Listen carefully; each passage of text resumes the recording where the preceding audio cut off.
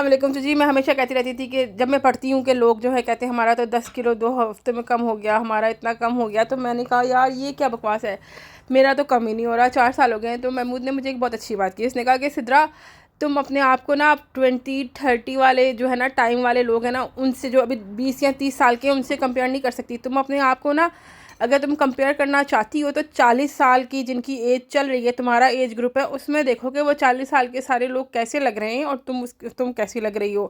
क्योंकि अब तुम जितनी भी कोशिश कर लो, मतलब वो 20 साल वाली स्किन वापस नहीं आएगी, 20 साल वाली बॉडी वापस नहीं आएगी। हाँ, अब दवाइयाँ खा रहे हैं और जो अदाकार हैं उनका तो हम सबको पता है कि उनकी दवाइयाँ होती हैं, एक्सटेंसिव केयर होता है। अब उस दिन एक औरत ने कहा कि जब तक जेलेटिन खाओ या ये कोलेजन खाओ तो स्किन सही रहती है।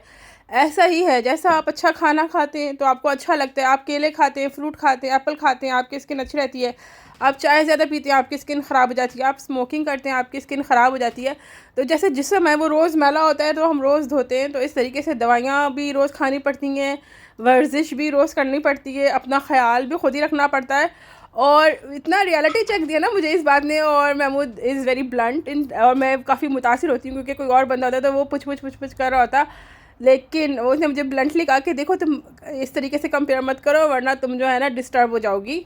स्टार्टिंग में ना ये ब्लंटनेस मुझे बहुत बुरी लगती थी क्योंकि वो हमारा एक बॉलीवुड वाला जहन होता है ना कि बस हीरो ने पूछ ही करनी है। और क्योंकि मेरे अम्मी अबू थे वो, उन्होंने जो है ना हमें प्यार में एक्सट्रीम ख़राब किया हुआ था। तो लेकिन अब मैं कहती हूँ नहीं, ब्लंट भी होना चाहिए इंसान को, इसलिए मैं भी बहुत ब्लंट हो गई हूँ। अल्लाह हाफ़िज़। अस्सलाम वालेकुम। तो मैं और महबूब उस दिन बात कर रहे थे कि बल्कि मैंने ही सोचा था ये, तो अस्सलाम वालेकुम। मैं उससे सोच रही थी कि जैसे जब तक जहाज़ ईजाद नहीं हुए थे 1950-60s तक, अगर 60s तक लोग आना जाना शुरू नहीं हुए थे और फिर 60s के बाद लोग आना जाना शुरू हुए, तो फिर अब जब मैं यहाँ आई 2009 में तो हम पहचान लेते थे कि भाई ये जो है इथोपियन है, ये अफ़गानी है, ये ईरानी है, ये चाइनीज़ है, ये जापनीज़ है। फिर लोगों ने जहाज़ों पर एक जगह से दूसरी जगह आना शुरू किया और जो है मिक्स बच्चे होना शुरू हुए लोगों के। तो अब जो है अगले 20 सालों में तो हम पहचान नहीं सकेंगे कि कौन सा बंदा कौन सी नेशनैलिटी का है या कौन सा मिक्सचर है, क्योंकि इतने ज़्यादा लोग जो है ना वो मिक्सचर हो चुके हैं अब आउटसाइड। तो मतलब अब अगर 1950s में कोई बंदा इंडिया से, अफ़गानिस्तान से, चाइना से यहाँ आता तो वो डिफरेंट लगता, लेकिन अब क्योंकि लोगों ने इतनी मिक्स शादियाँ कर ली हैं और इतने लोग डिफरेंट हैं, मतलब मिक्स हो चुके हैं नेशनलिटी वाइज और इथनिक वाइज, कि अब जो है वो गेस करना बहुत ज़्यादा मुश्किल हो गया है। अस्सलाम वालेकुम जी। तो ये वाला सूट मुझे पापा ने 2019 में बना के दिया था जब हम वहाँ ईद करने गए थे पाकिस्तान, बकरा ईद, उस ज़माने की बात है। तो ये सूट हर साल निकलता है, एक दफ़ा पहना जाता है, दूसरे दिन जो है बारिश हो जाती है और फिर दोबारा अलमारी में चला जाता है।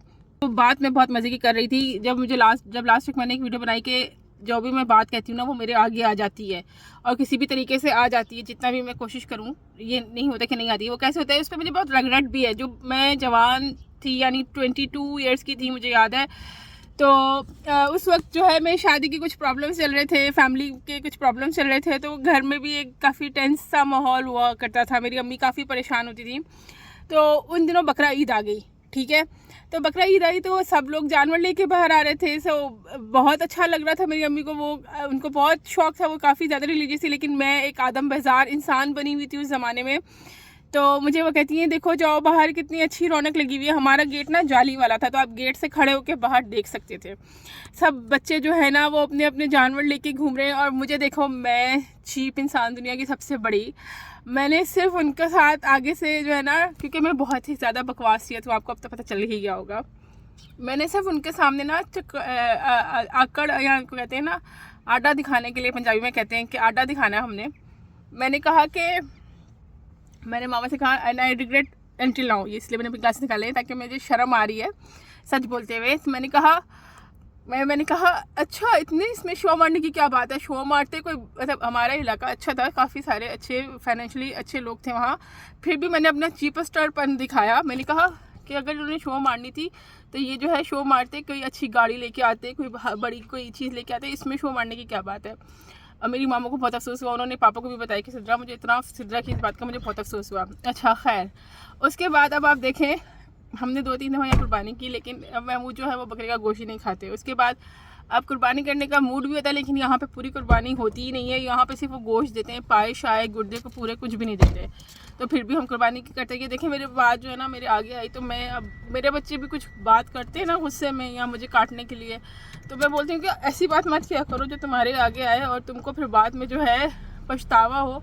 लेकिन अभी बच्चों को ये बात समझ नहीं आती। ये बात आपको समझ में आती है जब आप जो है ना मेरी तरह वो क्या कहते हैं 40 क्रॉस कर लेते हैं। अल्लाह हाफिज़, अपना ख्याल रखिएगा।